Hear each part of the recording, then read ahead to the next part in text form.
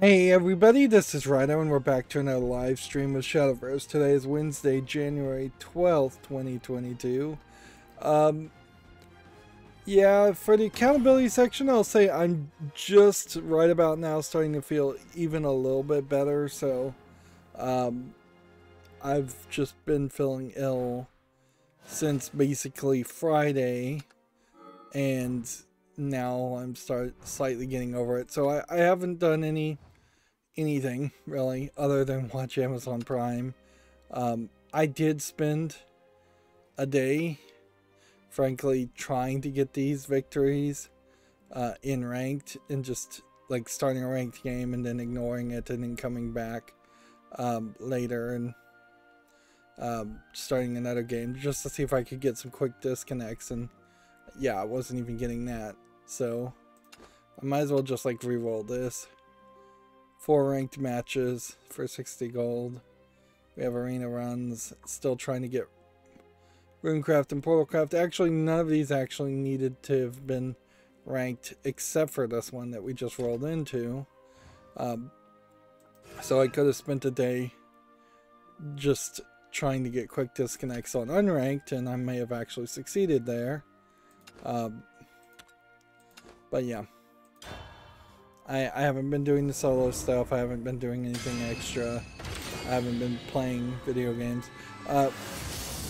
My eye still is having pain and signs of overuse, and like I haven't even healed over that either. So I'm trying to be even more vigilant on that aspect to let it rest while I'm not actually doing anything. But yeah, so that's pretty much the entirety of the accountability section, is that I've just been sick, and we are starting to get to the level now where we're getting actual video game news, which definitely means that we're going to go a little bit longer than we have in the past. Last stream was barely even an hour long. That being said, I still have the occasional thought of what these streams would look like if I just dropped Shadowverse, which I'm completely checked out on, and only it talked about video game news just straight up. I bring unto you. Yeah, and I don't think there's Not on my any news otherwise that we don't have to talk about. So yeah, we should just immediately jump into the news. And again, this may just be an hour-long episode, but I suspect it will be at least an hour and a half, really. Take-Two. This is a page we already had open. I need to remember to just always close the first article of each group. Take-Two, according to Video Games Chronicle, is still looking for acquisition targets following its record Zynga deal. Phil Spencer says Xbox has changed how we do certain things with Activision following abuse allegations, which, when I first saw this article, I thought what this was is that they had changed how they do things internally, which has not been any accusations so far at Xbox or Microsoft as far as horrific, unprofessional behavior. I think in general, Microsoft has a long legacy of being a PC company, so there's probably a little bit less of that, even though I wouldn't be surprised if there are some stories that could be told about Bill Gates. David Plummer, former Microsoft employee, has told some stories about working at Microsoft, but none of it sounds too awful past pretty much the era of stack ranking and other complaints like that. Yeah, I just don't think there's a lot of like bad behavior wrapped in the form of or in the guise of being something other than ham-fisted attempts to actually improve productivity at Microsoft, whereas video game companies more specifically have had examples of just frat boy behavior, whereas stack ranking at Microsoft was pretty much a accepted way of running a business. And the idea of stack ranking, to briefly explain that, is the idea that every manager has to rank all of its employees from like 1 to 5 or 1 to however many employees are in that group, and like the number 1 employee gets bonuses, the number 5 employee, if he gets 5 too often, gets fired. So there's always a winner, there's always a loser, there's always this horrific internal conflict and competition between fellow employees, which it's just like far too cutthroat a concept for its own worth. And there is definitely a thought, I think, around Microsoft now and Xbox now acquiring so many other companies that they will find some stories now coming out from ZeniMax or Activision Blizzard. From like ZeniMax or Double Fine or anything like that, that now fall onto Xbox as the owners of those companies. I do think there are also some stories of like Bill Gates, when Bill Gates was in charge, just being a slave driver and yelling at people. But there, I think, definitely were arguable complaints about sexism in the lack of females being hired at Microsoft in the old days, but I don't know if there's that same complaint could be made now as easily. You're the defective one. I will never forgive you. Really don't even have a lot of time to speculate on stories like this, since we'll just never really know. The subtitle here is, he says he doesn't believe his job is to punish other companies. I believe Phil Spencer was also interviewed, maybe in this same article even, around the idea that of like sharing ban lists between different platforms. So if you got banned, say, playing Halo or cheating at Halo, or just because the makers of Halo specifically didn't like how you played or didn't like you, that potential list in this theoretical system might get passed around to ban you in general on Xbox, or ban you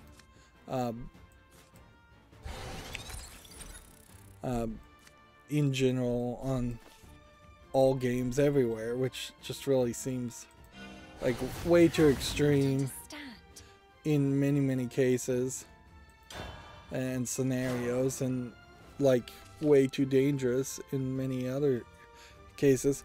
Frankly, there is a system that already exists in which someone could get banned from playing video games, and it is in the right people's hands, if there ever is going to be a right person's hands for that.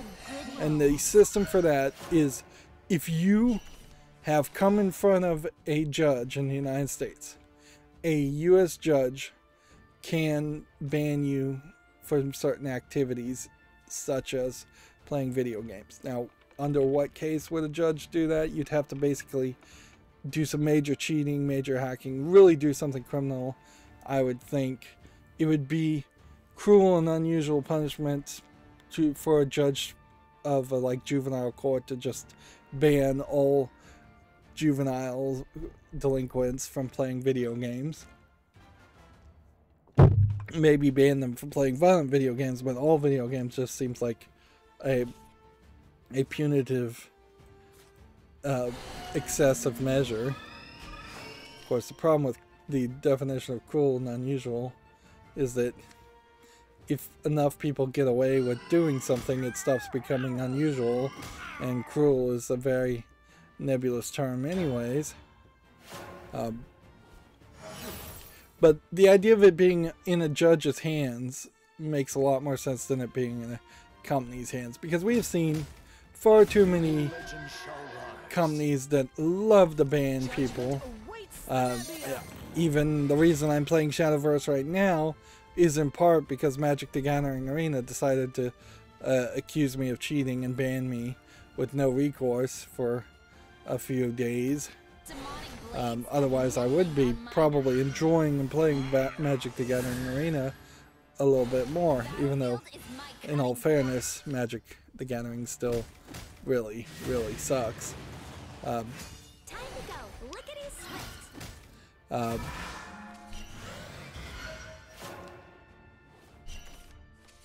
So yeah, I think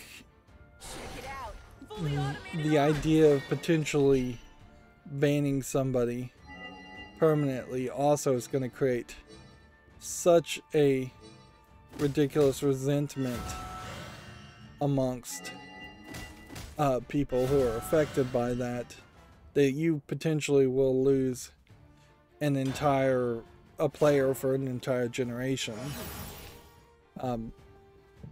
And that's just not a good thing. Plus, as soon as you say that something like that is possible, China is going to ban every single student, demand every single Chinese person be banned from many games. Saudi Arabia would demand certain people be banned from video games. Banning, it's kind of like any punitive action, I would say in general, should not be the thing you're talking about or thinking about, because it's abusive. It's abuse. If what is rolling around your mind is how you're going to ban all the people that play your game, then you're just looking for an excuse. First and foremost, it's to abuse that power and abuse the people under that power for often not very good reasons. Plus, it really grabs directly into how cancel culture could become this systemic process in video games.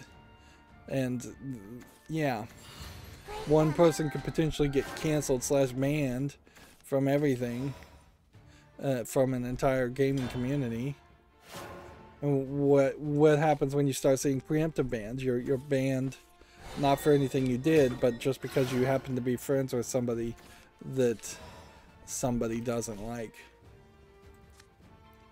Because this is one of those cases where a slippery slope argument is a valid argument to make, because we've seen the slope already begin to slip. But yeah, the good news is shared ban lists are pretty much impossible to ever implement or use, and so talking about it almost makes it a wedge issue that will never actually come to implementation, where there are many other issues that are being done right now, ways in which the video game community has hurt or been hurt by game developers that we should focus on right now, and worry about the horrific thing video games companies might do in the future later.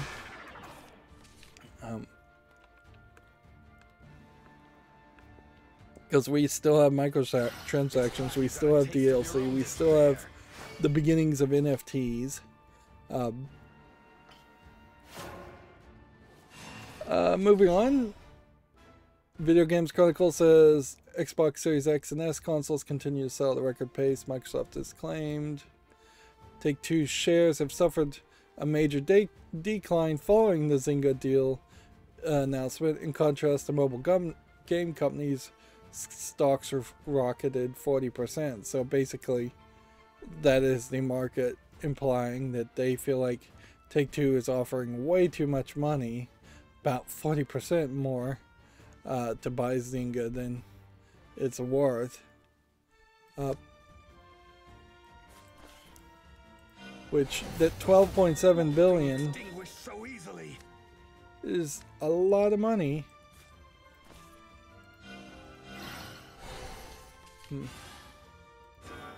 When you think about, like, the Star Wars franchise and Lucasfilms was, I think, 4 billion from Disney to buy. Video Game Chronicle says Dying Light 2 studio clarifies that the 500 plus hours length claim following a backlash. They now say the story can be finished around 20 hours. There's still like a major split there. Like, that is far too different of a split. I would expect that 500 hours is just way too much. Even though many people who played Dying Light 1 have probably played for 500 hours at this point. 20 hours is way too little. We would have expected it to be closer to a 60-hour game. And then to say that there's, for every 1 hour, there's potentially 5 more hours that you can do optionally. Oh, guinea pigs, where are you? But there's definitely a problem there. Like, there's way too much bloat. The design fault lies with you. Like, and in all fairness, having recently played Fallout 3, I still haven't gotten back to playing it in nearly a week. Fallout 3, if you just did the main story, probably could be somewhere around the 20-hour experience, but I think most people would expect you to do most of the main quests, and by doing most of the main quests, you will spend at least 100 hours in the game. But yeah, even on that case, I would suspect that doing the main story on average is probably somewhere around 50 or 60 hours still on Fallout 3, with doing everything being closer to 120 hours at most. 500 hours is just way too much, particularly in modern time. If you were going to make Fallout 3 today, you probably would want to get rid of some of the grinding. And that is one of the things that I have kind of realized and wanted to say, and haven't had the opportunity to actually say it, is the fact that Fallout 3 is actually a pretty awful Skinner box style game, because it fails to even show you the numbers going up and up and up.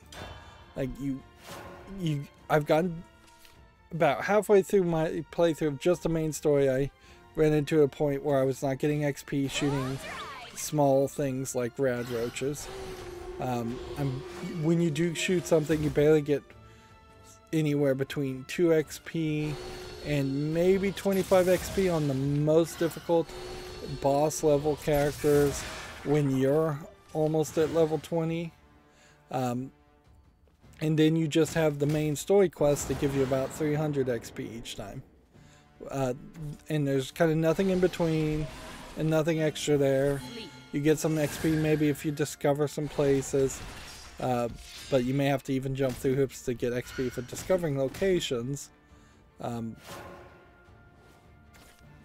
Whereas a more modern take on that idea of a game would almost certainly have you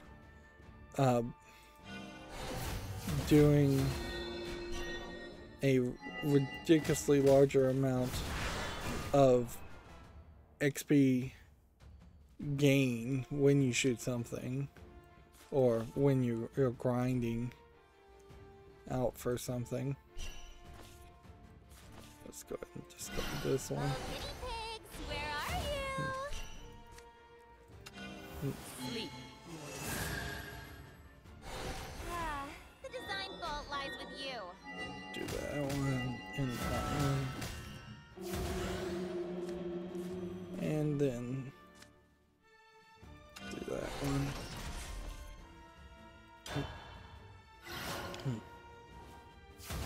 So yeah, 500 plus hours seems insane in a single playthrough particularly. Let's see, Horizon Forbidden West build has leaked weeks before release. Here we can, I guess, see some video adjustments, I guess.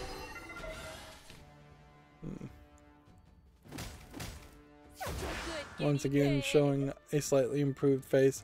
Although even here, I'd still say her face feels like it's more swollen and puffy than it looked in the first game. And I feel like immediately there's going to be some kind of hack or mod out there to just put the old face model from the previous game on in the new game. Video Game Chronicles says Sega has opened a Sega Sapporo studio, its second Japanese development base. Which, okay, I guess that's fine. We'll see if they actually create actual video games, or if they're just going to make mobile video games or pachinko machines. And if they do make video games, are they going to have any Western appeal, or are they just going to be Japanese games for Japanese audience?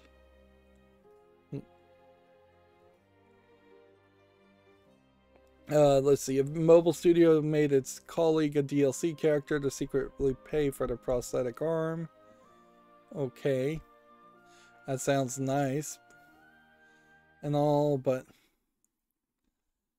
I feel like there would have been a better way to help someone get a prosthetic arm,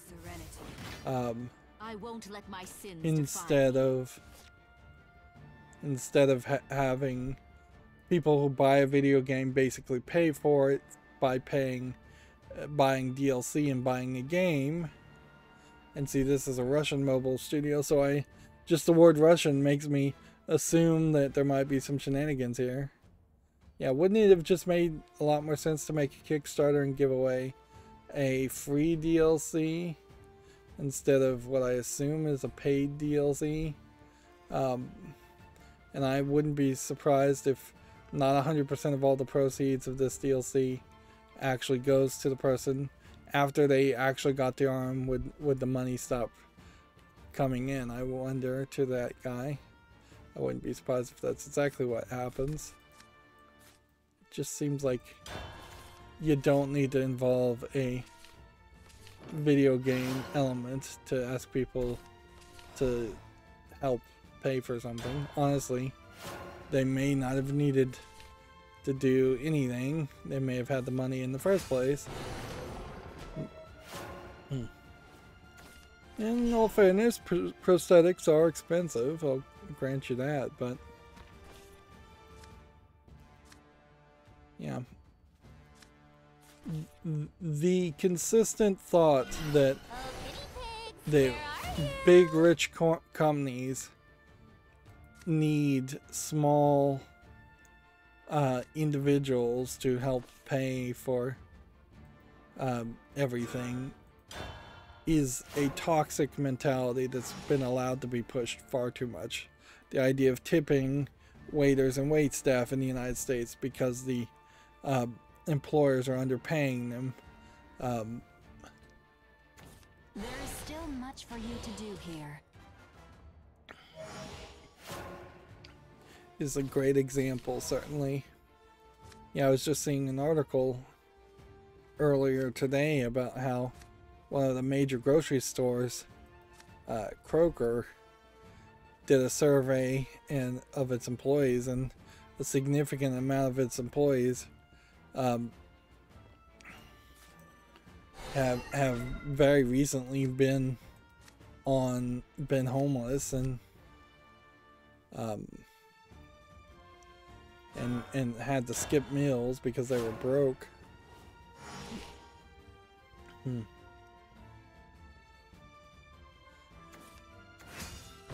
Because they're so underpaid and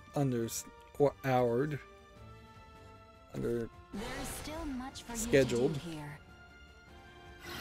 Back to video games. Days Gone's director gives more details about the rejected sequel. This guy clearly has gone off the reservation at this point, though. He's just determined he's never going to work with Sony ever again. In all fairness, I guess if you are going to go off the rails,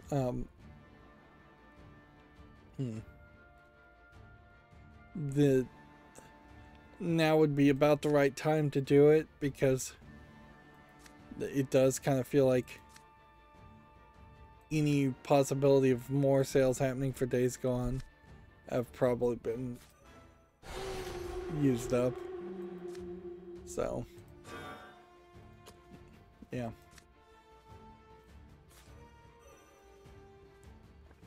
I am such a genius.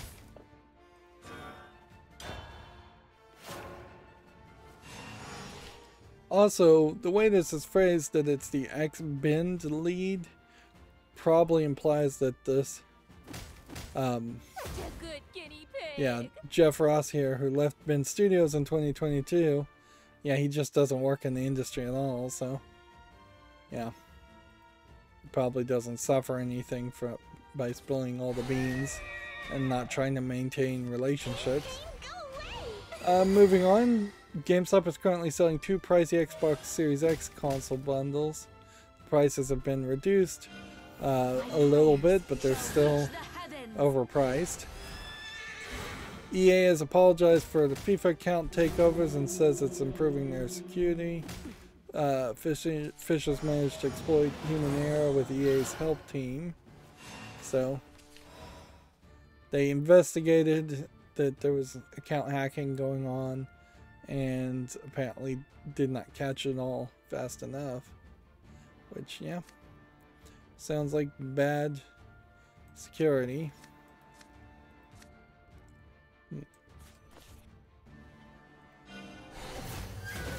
For a lot of accounts in particular, I would say that there is a decent argument that if you forget the password, support should not be able to help you recover that account at all. They should instead start a process of just straight up deleting the account and all that's within. Feet I'll take to the skies. We'll stop you. But yeah, My limbs and feathers are good to go. I think one of the YouTube people I followed, as the YouTube channel got hacked, because all of a sudden I'm seeing this YouTube channel that's like Indian from India, speaking in like Farsi, Indian language. So I have no idea why I would have accidentally subscribed to a channel like that if that was my fault. And I have seen that happen a couple times where people's YouTube accounts get hacked. They delete all of the old video content because all they want is the subs and the like, which that should be potentially a red flag to YouTube too, is if people start deleting a ridiculous amount of videos.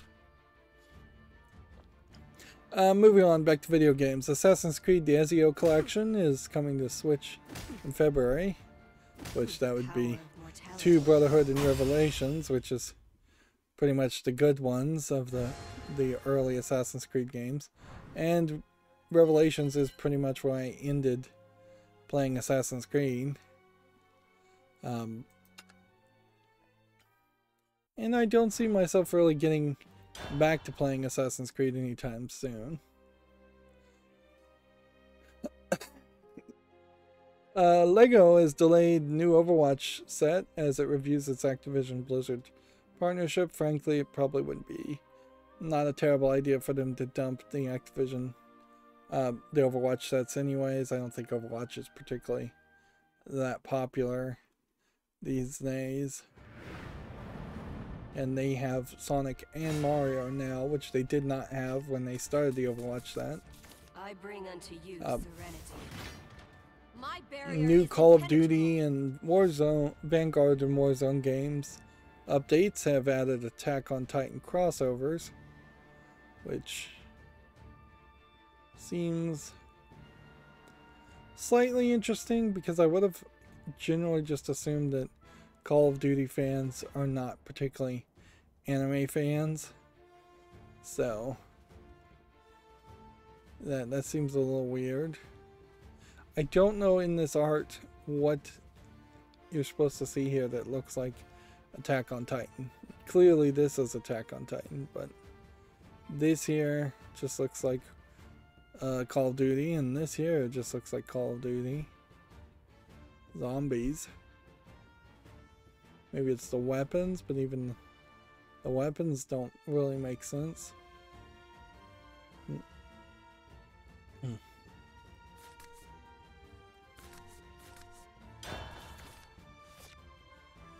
Let's see. Walmart will be selling PS5 and Xbox Series X consoles on Thursday, which at this point is probably not too much news to be talking about whether game consoles are listed or not, but I suppose it still is a little bit of news until shortages just end. It may just have to be the new standard way of doing things, since it's getting reported on anyways. It's too much work to try and skip those kinds of articles. Oh, guinea pigs, where are you? Let's see, Video Games Chronicles says Sony has decided to keep making the PS4 due to PS5 shortages, it's claimed. Which, okay. Makes sense. Microsoft has confirmed it's killing off Forza Street. The mobile and Windows 10 game will shut its servers down this spring. I don't know if that's going to really affect too many people, because I don't think too many people are actually playing that game.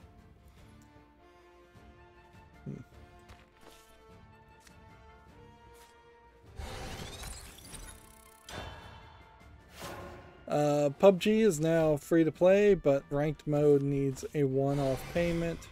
The new Battlegrounds Plus upgrade is partially designed to prevent cheating, which that might be an interesting way in which we start to see how free-to-play games go, is that if you want to play ranked mode, you're just going to have to pay a one-time fee, which arguably for collectible card games, which would be the closest thing to any free-to-play player versus player game that I'd ever play,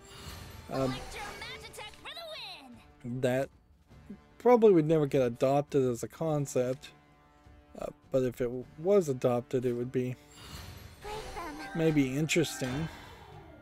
The idea that you're not trying to get microtransactions for card packs so much, but instead you're getting people to pay to play against other people in a ranked mode. But for CCGs, it would probably still be both. You'd still probably have to pay for cards, even if you are doing more of a free-to-play experience. That was one of the things, certainly, about the idea of some of the card games where you start with all of the cards, and instead of them being collectible card games, them just being deck-building games. But we've yet to see a deck-building game actually succeed.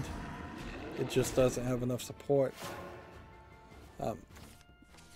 If that was going to work, almost certainly it would work around the idea of having a recurring fee that occurs for each expansion, having to pay a little bit more to keep on playing and get the new decks. One thing I'd also want to say is that the PUBG image here that's used looks very different from what we have seen in the past from PUBG images. Seems like they definitely are, well, they still have the kind of welder's mask that they're emphasizing a female character. They're showing a very different experience visually. Now, prove your worth. Same image here. I don't know how many people are really playing PUBG anymore though, either. Video Games Chronicle says FIFA 22's latest update improves goalkeepers and fixes an over 60 bug, which I assume is over 60 frames per second and not over 60 years old bug.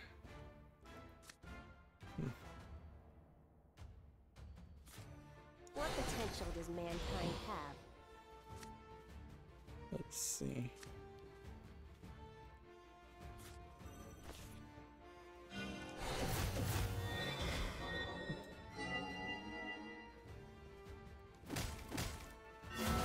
Destroy you all. Extendo. Did I overreach myself? This guy does no damage.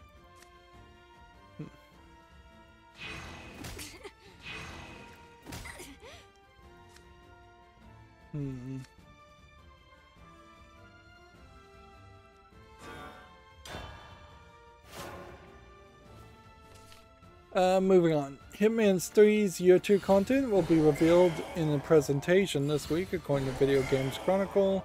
Kirby and the Forgotten Land gets a March release date and a new trailer. Yeah, I almost forgot that this game even existed and had been announced. Yeah, it definitely feels like it is going for a more Mario Odyssey experience compared to keeping Kirby and the Yoshi games maybe in a more flat 2.5D side perspective. This could be more of a collectathon game than Mario is. We may start to see Kirby games go for more collectathons and Mario games being a little bit more straightforward. I wouldn't be surprised if it actually goes the other way though, that we see Mario games be more of the collectathon games and Kirby being the more straightforward experiences. Otherwise, I would imagine the difference between a Kirby and a Mario game might really just boil down to whether or not you have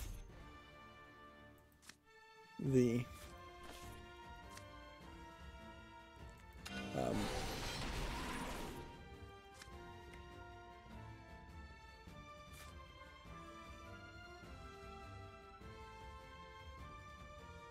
yeah, it might very well just boil down to whether or not the Kirby games are for little kids and Mario games are for slightly older kids. That may be all the difference that will ever really exist, or maybe that they are almost exactly the same games and it's just an example of using doubling up with different characters.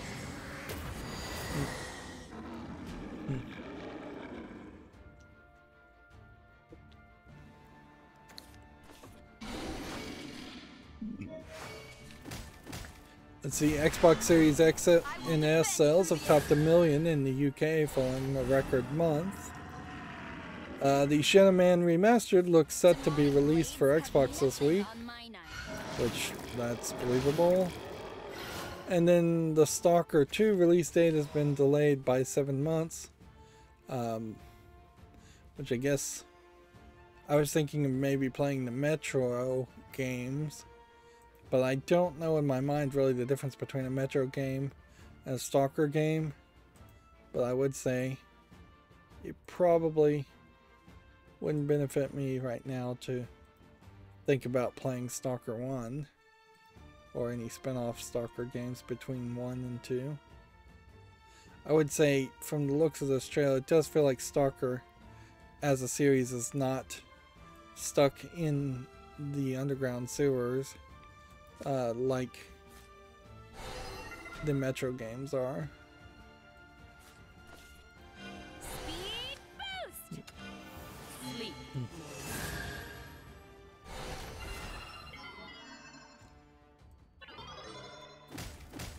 I'll make your taste buds quiver. If this guy actually played one more 0 attack character or 2 more 0 attack characters, like, they would fill up the whole field, but I guess it doesn't matter if they have effects that straight up just deal damage to you.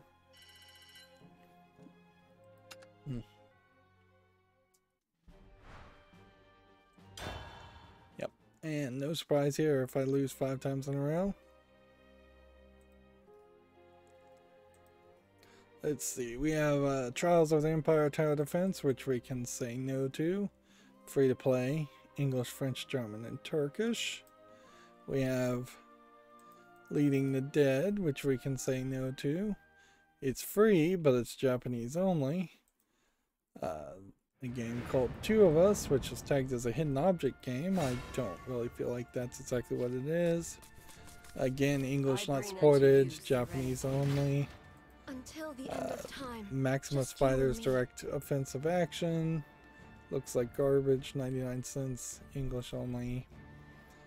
Here we have a game called Magical Death Pair, which looks like it might be maybe a differently looking visual novel horror game. It might have a chance of being good. $8.99 English, Japanese. We'll give that a follow. World War II Strategy Simulator. Looks like nothing of interest. Doesn't look terrible, but kind of looks like a mobile phone game port. Free to play with in-app purchases, English and Chinese.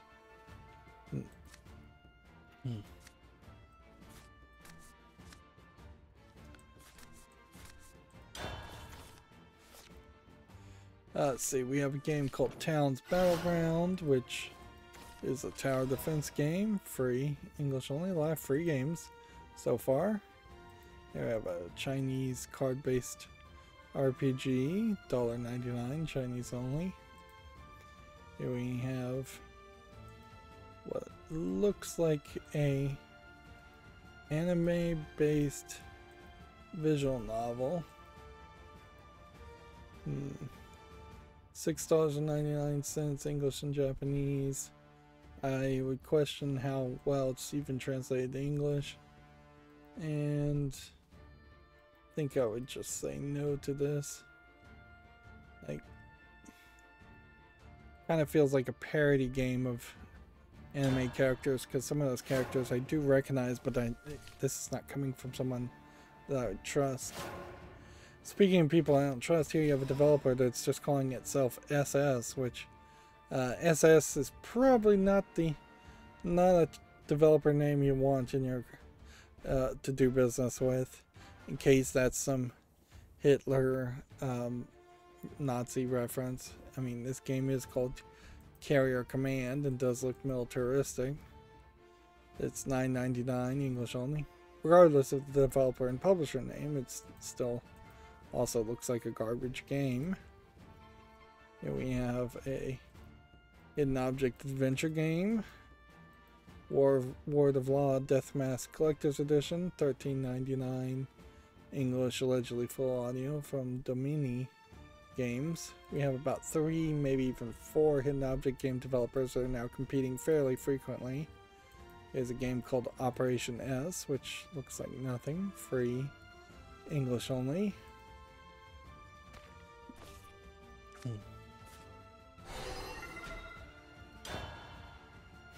Here we have a game just called G. If anything, it feels like just a whole bunch of terrible games have been approved. Which, in all fairness, if they wanted to be libertarian and hands-off, just approving a whole bunch of games, that would be the way to do it. This looks like garbage. $1.99 English, Chinese, Korean.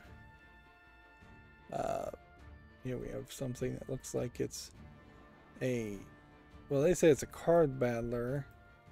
I say it probably is a low effort Chinese game. If I was to guess, 269 English and Chinese. Here we have a game called Mot de Pass, which I suspect is a French asset flip game, but I'm not sure I can 100% be certain of that. Free to play, Russian, not French. Well, doesn't support English, so. And still looks a little asset flippy. We have a game called Ruins of Metrium, which looks like an RPG, and I probably would dismiss. Let's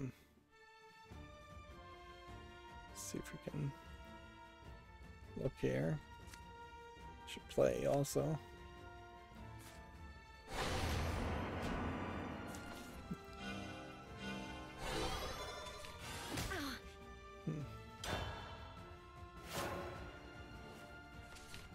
I don't think I'm really seeing much of a game here. Seems like it's just a very blue tinted top-down twin stick shooter. Yeah, I think we can say no to that. Here we have a game called Rune Walker, which might be the next step forward in the two-handed, maybe VR games. If this is a VR game, I'll give it a follow. If not, no. $9.99 English, allegedly full audio, but not VR.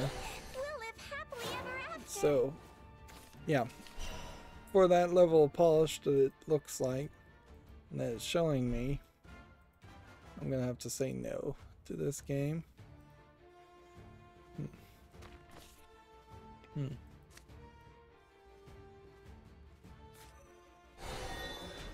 Do that.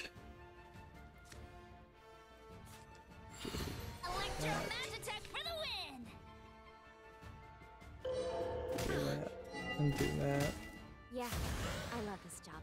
Of course I do. Here we have a game called Destructor Tanks, which doesn't look like enough polish. Solemn silence. Problem here is it looks like there's literally one racetrack and there's no visual difference being shown between each of these screenshots.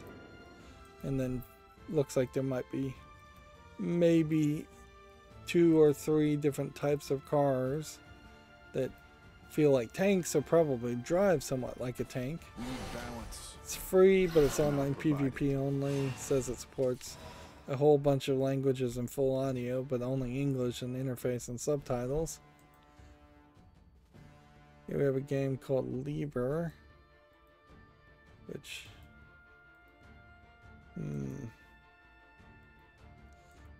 looks too asset flippy from its own good. Says it's a time travel game.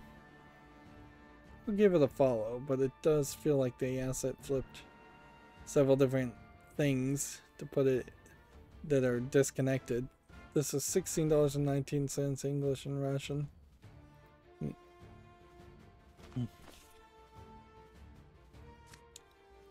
Yeah.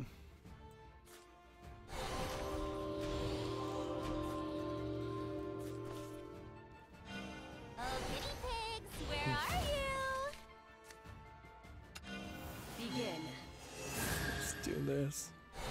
I am such a genius. Give me peace. Take it from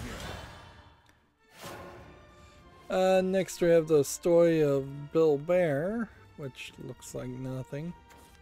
$1.69 English and Russian. A lot of Russian games today. Here we have a game called Jingor 2048, which looks not polished enough for a 2048 game with a twist of what I assume is just different boxes or having to play from a 3D flattened down perspective, in the sense that this might be an actual cube. $1.99 English and Chinese. Here we have My Nemesis and Hero, a slice of life boys love yaoi visual novel, which we always want to keep an eye out for good ones of these. I don't think this would be a good one, but I'll give it a chance. $3.99, English only.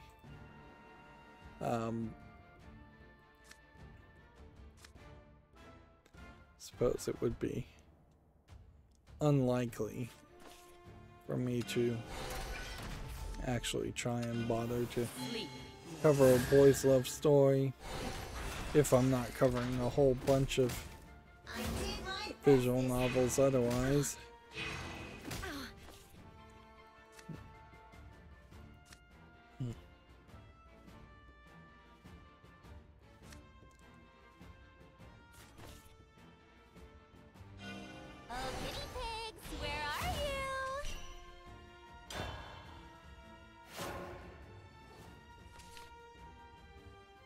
We are really burning through the news fairly well, though, so I think we had already mentioned this, or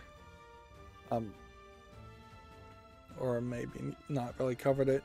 Serious Sam Siberian Mayhem has been announced for PC. It's a standalone Serious Sam 4 expansion, so not a new game, which I thought it was a whole new game. A game called Rydo Swag is now available in the West for the eShop,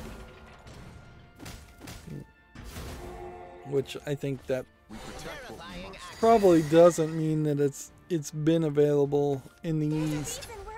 Looking at that game.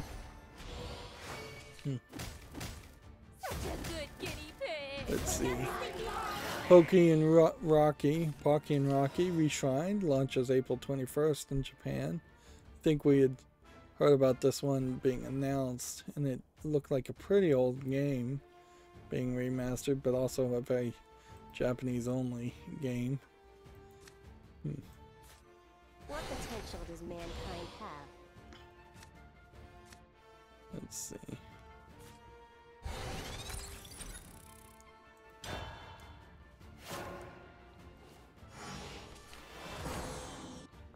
Melty Blood type Lumnia Aoki Yozaki versus Shiki Tono, gameplay number 2. I think we had already talked about that. We already talked about Sega establishing a new group. Bitia Para Para English Adventures launches April 29th in Japan. It is an interactive English language conversation learning game, which, yeah, it'd be kind of weird for that to come to the West as a game. I'm recognizing here that even me doing the little scroll at the end of my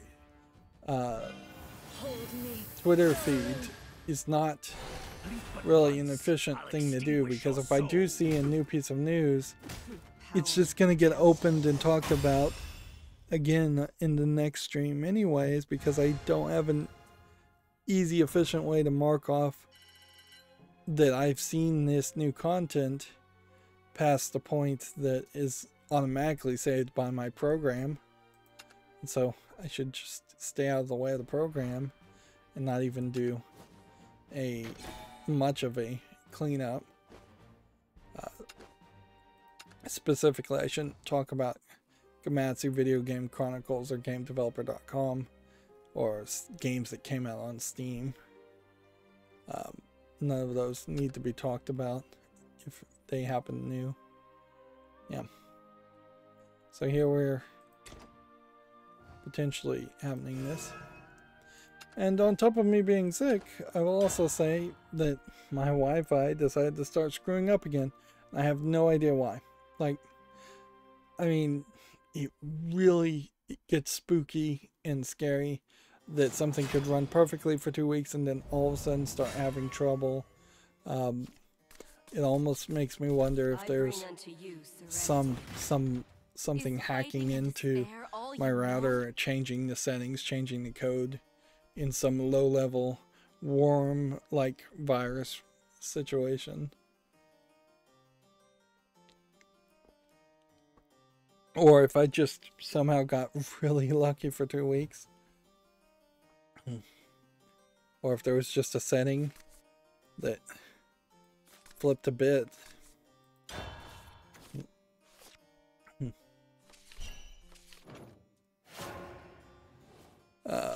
Moving on, I'm going to try very hard not to mess with the router too much. I just want it to work, but that's always the problem. It's like, let's see, just going in there.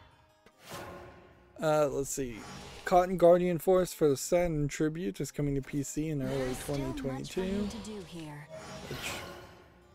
Okay. Yeah, you may notice that we're seeing less videos on Gamatsu these days. It's probably just because they don't have a lot of trailers to show. Maybe they're even moving away from videos, thinking about getting away from YouTube in particular. I wouldn't be surprised if that was the case.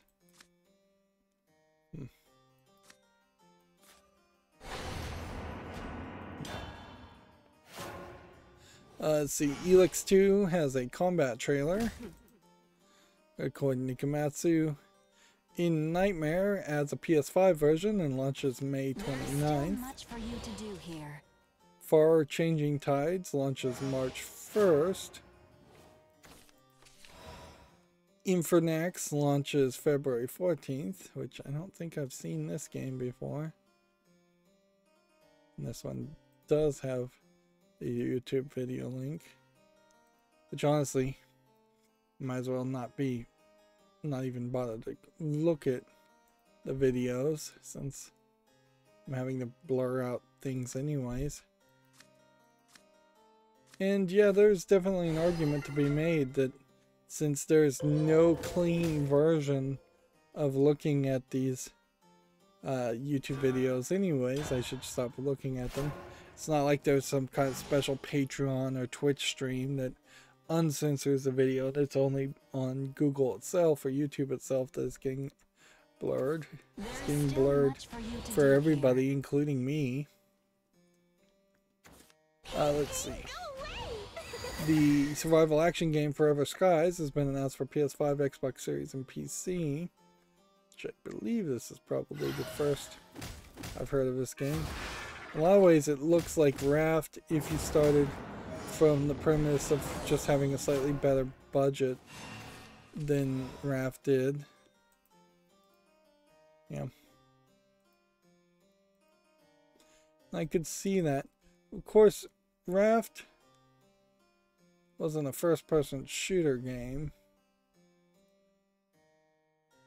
It was a odd kind of fishing gameplay mechanic to start off with, and had more of a Minecraft element to it.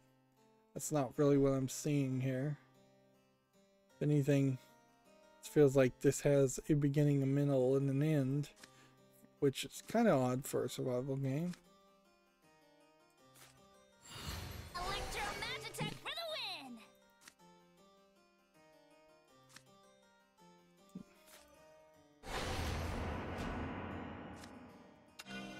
Begin. Yeah, weird. We'll meet again someday. Burning through things really fast.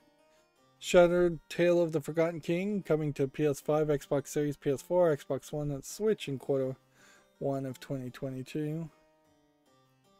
Let's see if we can get a general idea of what Shattered looks like. This is one of those trailers that's jumping around a lot. Looks like it's a Dark Souls clone with maybe some bigger open world grassy areas and some platforming. Which that's not a terrible thought, certainly. One of the things that could have probably benefited something like Dark Souls is instead of things being resetting after each time you died, if there was a easier, more consistent way to make areas safe and to permanently kill certain enemies, or most of the enemies. I know you could permanently kill the bosses, and you made things slightly safer for yourself by rekindling the fires, but that's about it as far as options. There's no way I'm not gonna lose here. Let's see, Gamatsu says the rhythm action game Beat Souls is coming to PS5, Xbox Series, PS4, Xbox One, and Switch in February, which feels like it is a odd cast of characters for a rhythm game, and the rhythm game itself doesn't look particularly that great, so I'd have to see a lot more before I was impressed by that. I already talked about the Ezio collection coming to Switch. It's kind of a shame though that they can't bundle it with the Assassin's Creed 1 game, but they long since settled on the idea of not caring about Assassin's Creed 1. At this point, it's kind of silly that they're trying to sell even the Ezio collection, because it might as well just skip straight to Origins. That definitely was a drawing of a line in the sand as far as where you needed to start. In a lot of ways, the Assassin's Creed series is not too unlike the DC universe of comics, in which that there have been these kind of soft reboots in the Assassin's Creed series that make previous chapters no longer important to read or play. Let's see, eBaseball Powerful Pro. eBaseball Powerful Pro Baseball 2022 has been announced for the PS4 and Switch. Hyperdimension Neptunia Sisters vs. Sisters adds Team Shanghai Alice and Higurashi When They Cry mascot characters. So, you know, 2 anime characters showing up in a Japanese RPG makes a lot more sense for crossovers, and definitely shows a different focus compared to having crossovers with like the Senran and Kagura characters, who are just like from the same company, video game development company. Yep.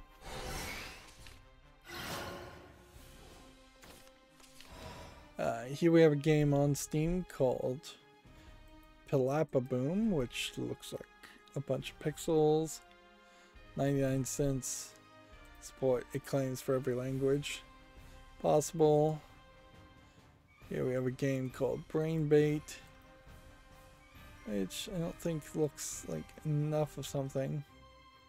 Seems like it's a puzzle game, maybe a box pushing puzzle game.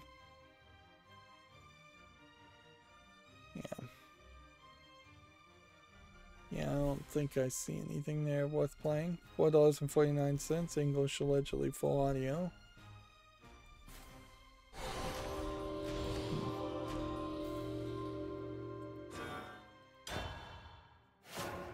Here we have another military game that looks Chinese. The Charge is the Fire. See, and all this definitely feels oddly coordinated, because we really haven't seen any Chinese games focus around World War II. So it definitely feels like some Chinese video game, low effort video game development companies got together and said, hey, let's make some World War II first person shooters, and they're probably doing a little bit of propaganda here, as much as any World War II game is propaganda, to make China's actions in World War II seem more prominent, important, or possibly even more noble. Of course, any story about World War II is gonna lack a lot of honesty and true nobility in him. We have a game called Mini Golf Worlds VR, which doesn't look good. $12.74, single player only, English only. Here we have Black One Blood Brothers. Which looks like another military game. It might be decent, but it's a sandbox tactical shooter inspired by the first Rainbow Six and Ghost Recon. Yeah, I don't think there's anything here of interest to me though. $15.29, English and French. Let's see. Ancient artifact.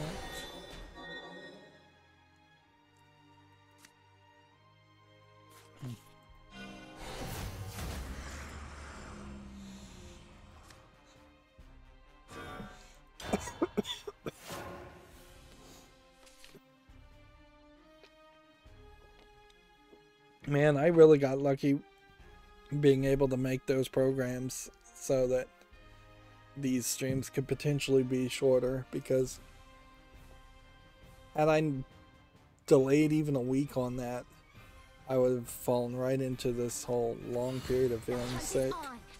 It's almost like my body knew I'd accomplished something and decided to revolt and start being sick in protest.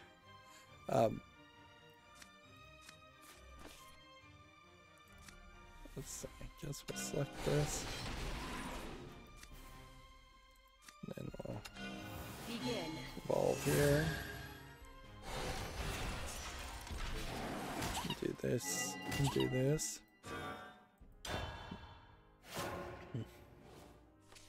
That being said, I still think there is some stuff I need to schedule. Talk of land already. Yeah, plenty of stuff that still needs to be scheduled. I'm also gonna run out of space.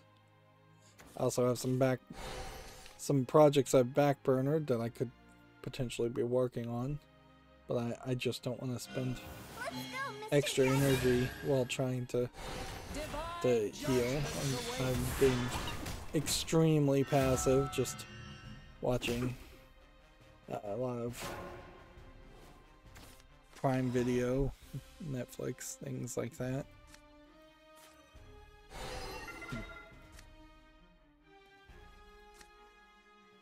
Let's see.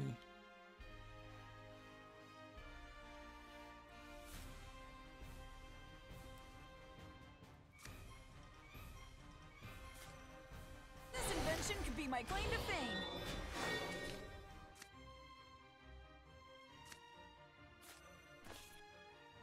Speed boost. Go ahead and evolve here. Sleep.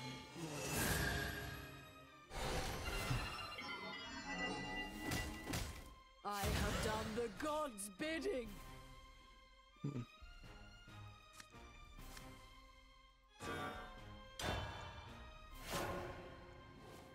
Let's see, here we have a game on Steam called V696, which just looks like a dark screenshot garbage horror game. $3.74. English, German, Spanish, Russian, and Turkish. Here we have a game called Fruit Salad Theory, which looks like a ugly visual novel. Fursona, furry, anthropomorphic animal visual novel game. $5.39. Allegedly full English audio. I doubt it though.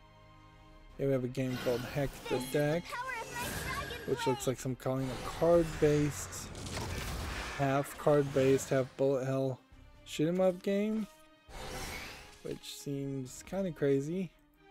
Definitely feels like it's a mobile phone port too. Maybe on a mobile phone, the idea of combining a card-based mechanic and bullet hell makes some sense, but it really doesn't here.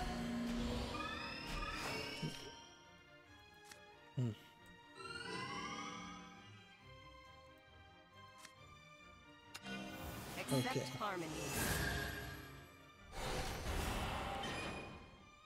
We do this one, and then this one and this one. I could have really gotten this down to 1. Here we have a game called The Duck is in Danger, and that definitely seems like they've taken just Howard the Duck and stolen the character. This looks like garbage. 59 cents, English only. Here we have Eagle Simulator, another flying game. Which at this point I should just say no to any flying games. 88 cents, English only. Gotta say no to this one specifically. Yeah, he's found a way to win again. They always do. I just don't have time to try and build a deck instead of using these trial decks. Gametsu has the Famitsu scores for issue 1728. He gave RPG Golf Legends a, let me just add this up for them, 13, 21, 28 out of 40 if I'm counting right, which is particularly bad. And then Vazil Saga XX seemingly getting the exact same review score from the exact same people for 28 out of 40. So yeah, not a lot happening there. This RPG Golf could have been an interesting game from what I vaguely recall about it, but that score does not help by any means. Kirby in the Forgotten Land launches March 25th. We already talked about that. Miss Kobayashi's Dragon Maid bursts forth. Korogon Breath story mode gameplay is now being hinted at and shown off. This neck pillow that I bought. Sorry, I have my arm in front of it. It's going to very potentially prove to be just something I never actually use.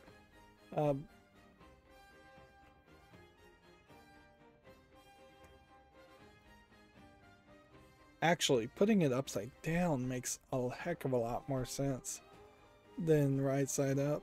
Maybe you were always supposed to flip it upside down, because it definitely has some bumps all over the place and cutouts for where a shoulder or a spine might be. I'd say that as if some people don't have shoulders and spines, which I'm sure a few people don't, but not that many. But yeah, it definitely is at the moment getting just nudged off my neck in less than 13 minutes, and it does seem like it just kind of slides away. There is a whole clip to hold it together and hold it on, and I may just have to clip it on, but I won't really even know if it has any valid use at all until I feel well enough that I can do a full 3-hour sitting to 9-hour sitting of playing Fallout 3. Moving on, Gametsu says Stalker 2 Heart of Chernobyl delayed to December 8th. Food Girls 2 Civil War is coming to Switch on April 28th in Japan, which just looks like more anime girls in a visual novel. I assume it also has something to do with cooking. SNK vs. Capcom Card Fighters Clash is now available on the Switch, which that's probably not a game worth checking out. Here we have something on Steam called Ricochet, which looks like garbage. Free to play, English only. And see, this we could be done, frankly, in about 15 minutes.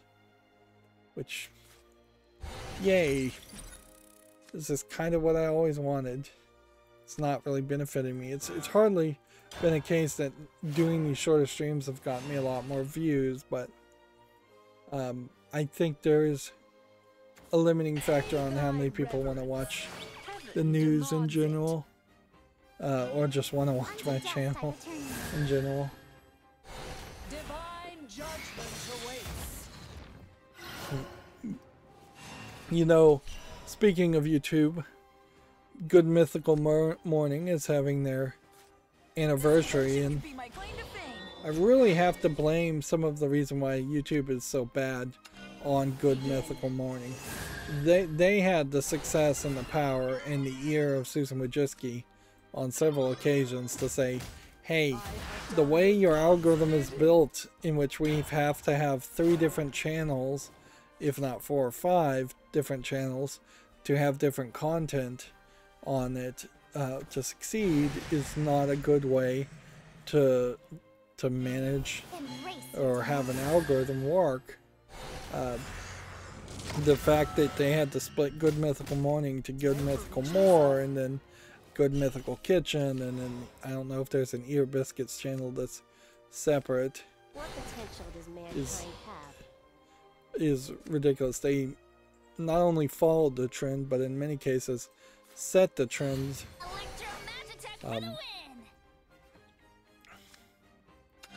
And kind of do deserve the blame for A, not bucking the trend and potentially losing a few thousand views, or B, not demanding change. My bolts or your tears? Please don't throw me away.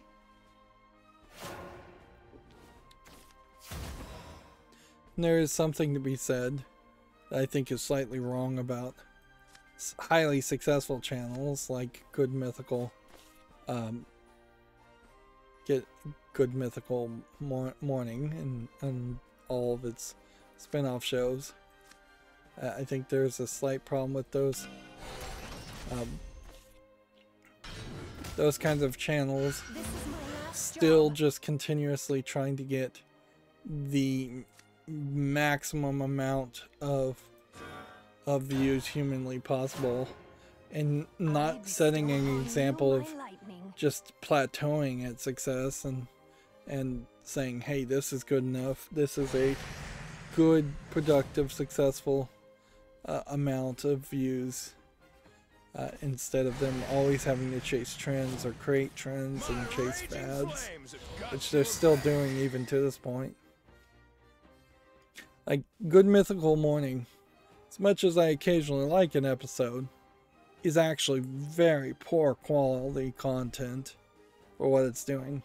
It's very nicely polished for what it's doing, but the general premise and ideas are incredibly poor, dumb thoughts. Moving on, here we have a game on Steam called Asteroids, which doesn't look like anything of interest. 99 cents, several languages. We have Nico Ghost Jump, which just looks like an asset flip game of no interest. $13.49, several languages.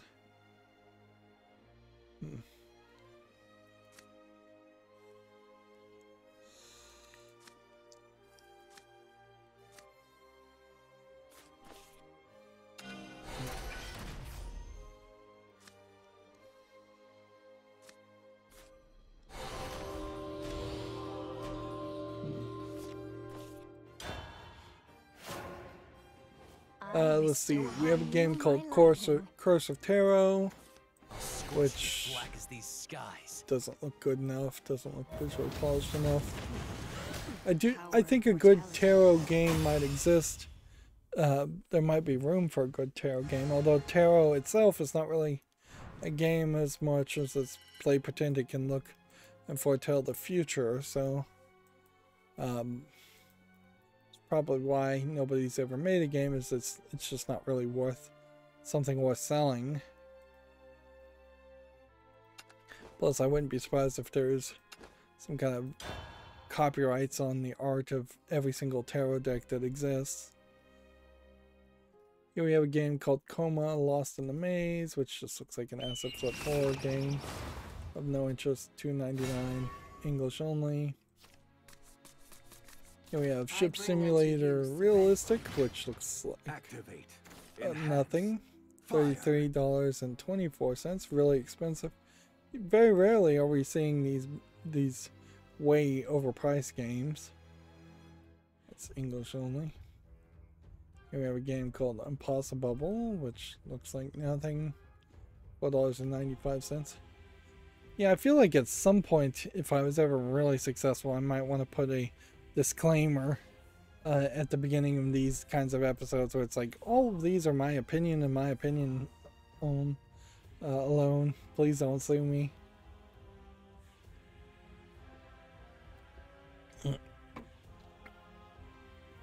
For saying a game looks like garbage, or for saying it looks uninterest, or it's a game of no interest.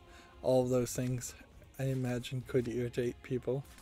Of course, those same butthurt people who can't take even a brief flippant comment on a game probably would still be butthurt no matter what disclaimer you put up. Here we have a game called Rydo's Life, which looks like a Chinese mobile game, really. Let's see, English and Chinese, $2.39. We have a game called Fencing Girl, which looks like it is some kind of fighting vertical slice, and that's about it. Notice here the thumbnail has her lifting her shirt, showing her cleavage and bra, but the actual gameplay here that we're seeing is basically nothing, and most of it is centered around showing off these pre-purchased anime girl outfits. 99 cents, English, Chinese, and Japanese. I'm gonna have to say no to that.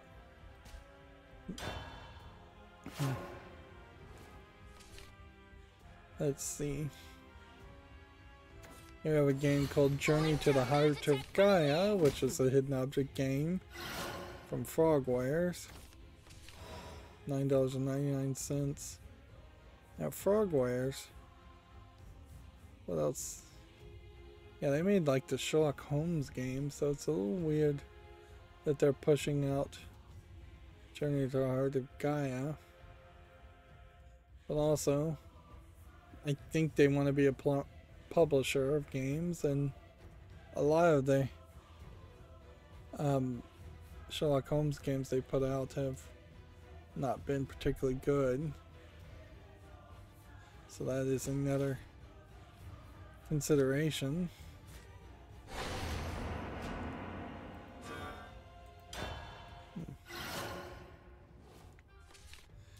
Here we have a game called Department 42, The Mystery of the Nine, which looks like it's a hidden object game, adventure game. Looks like an old one, frankly. Nothing really interesting there. $9.99, several languages. Secret Mission, The Forgotten Island, another hidden object game. Looks old. $9.99, several languages. Again from Frogwares. It would make a lot of sense if Frogwares was just putting out old hidden object games, and maybe that's what they're doing. We have Engine Evolution 2021, which, yeah, doesn't look that interesting. Free-to-play MMO with in-app purchases. Falling Quadrats. Looks like a Tetris clone. $7.99 English and Russian. That's way too expensive for a Tetris clone. Oh, guinea pigs, where are you?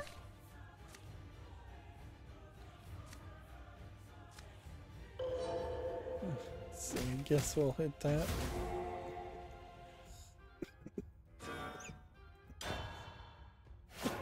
What's funny is I've started coughing, and I really haven't been coughing the past couple days, so. But I do tend to cough a lot when I stream and talk a lot anyways.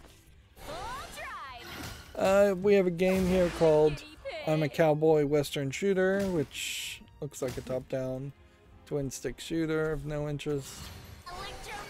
English and Russian, $2.39.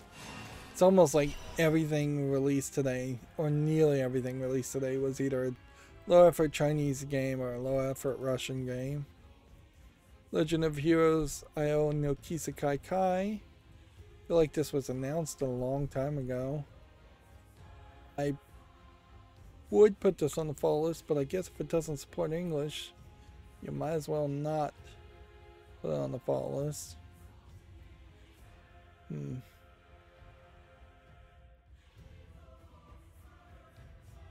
Let's see.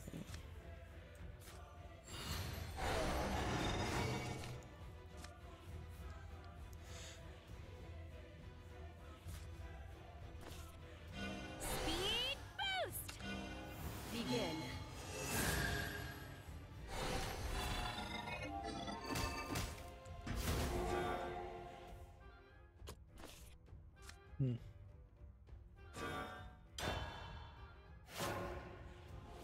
Here we go. GameDeveloper.com has this article. We had already talked about this. Xbox chief Phil Spencer thinks cross-platforms would be, cross-platform bans would be swell. When somebody gets banned in one of our networks, is there a way for us to ban them across other networks? ?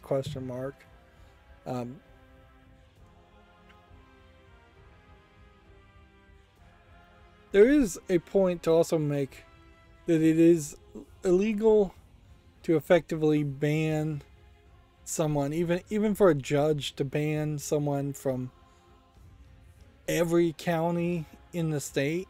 Like even a federal judge really cannot say, we're releasing you on probation, but on the grounds of your probation, we're banning you from going to any county in the state and thus kicking you out of the state. Like, they can ban you from specific counties, even quite a few, but arguably you can't be banned from all of them.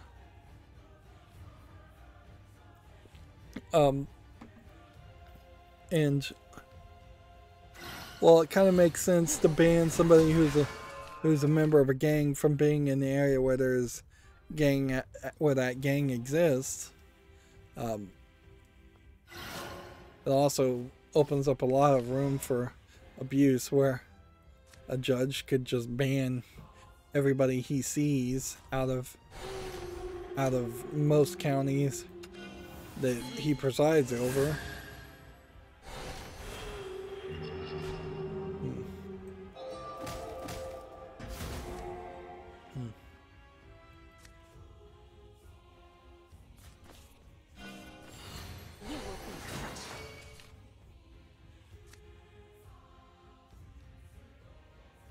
Okay, so I can destroy either one of those from paradigm shifts.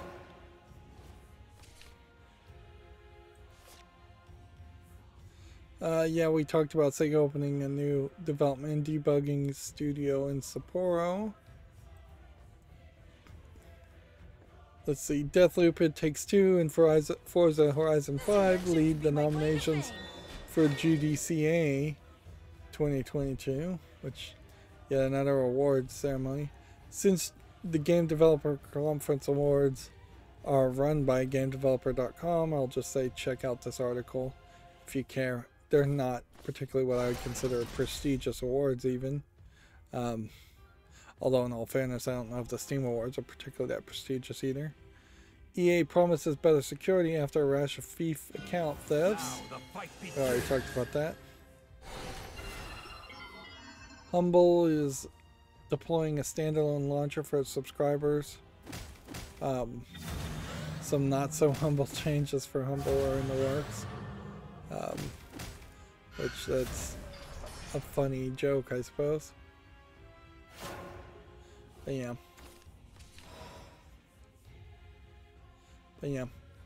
I'm still not really checking Humble bundles anymore, and I don't think they're really offering anything. They have anything more to offer to me as someone who wants Kind of enjoyed them.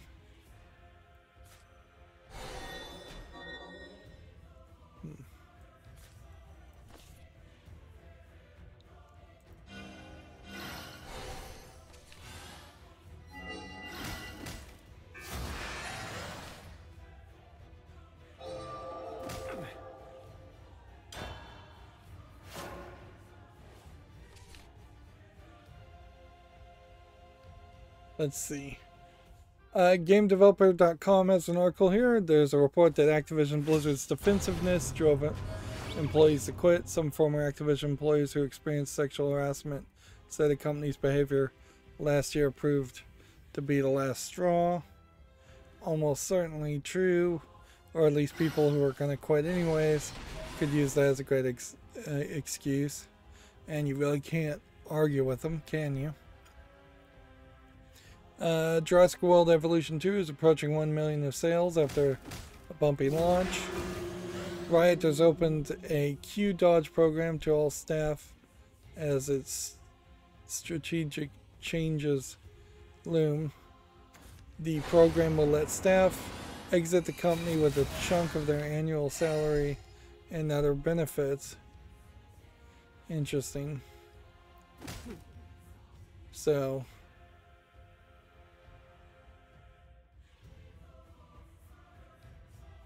apparently they're intentionally trying to help people quit the company. This might very well be an example of a better way for Riot to get rid of some employees or let people who are upset with the company leave on happier grounds, so you don't just immediately point it in the direction of being a much larger problem and news story.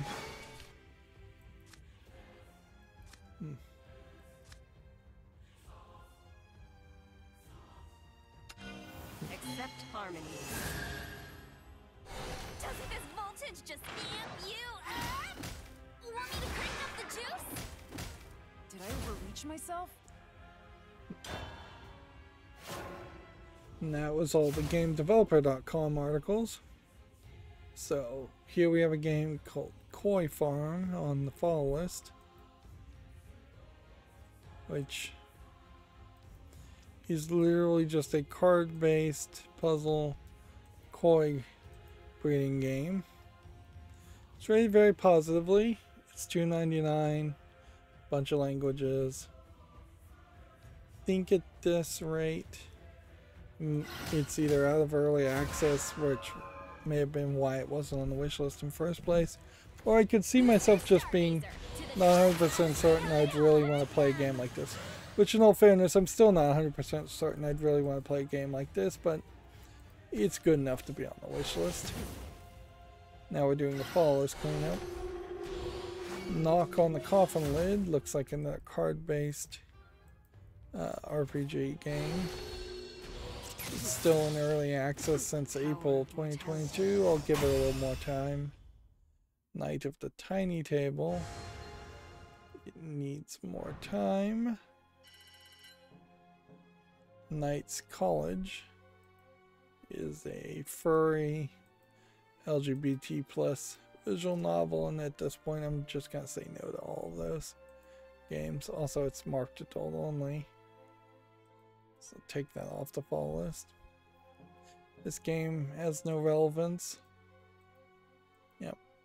So, and it's been out since October of 2020, so we'll take that off the fall list. Clang looks very weird, but it's rated mostly positive. Is this a rhythm game? Yes, it is, but it's kind of a different type of rhythm game. I still probably wouldn't be able to play it, but I'm willing to kind of risk it, so I'll put that on the wish list. And potentially a game like that on the wish list, I may not do too much research and buy it just thinking it's an action platformer. Kitty Adventure needs more time to prove its relevance. Kittens and Yarn looks good enough. Rated very positive with over 30 reviews. It's not early access. So we can put that on the wish list. And we have like 3 more tabs. Kiteboarding Pro needs more time. This visual novel is tagged with nudity. So there's something special about this visual novel that I'd want to say yes to.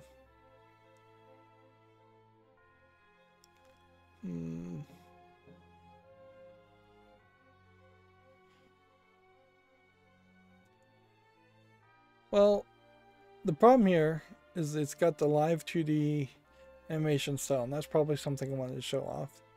The other problem here is that if I start just saying no to any anime looking visual novel, I'll say no to all of them at that rate. So I guess I have to say yes to this and then probably never buy it. And then here we have another visual novel that is more standard flat looking animation. Again, overwhelmingly positive though. Sexual content, I think in this case that definitely goes to the wish list also. So what did we actually get today as far as daily quests? Absolutely nowhere. Not a single victory in an hour and 40 minutes. But the good news is we got the arena run and we got through all the news. Scrolling down through my Twitter feed for the last 30 minutes really won't even be difficult.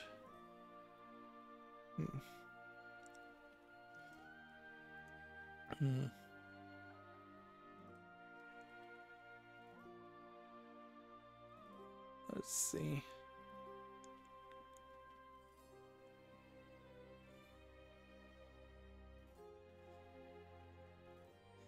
Sony apparently revealed the most downloaded PS4, PS5, and PSVR games of 2021. We'll talk about that, I suppose, on Friday.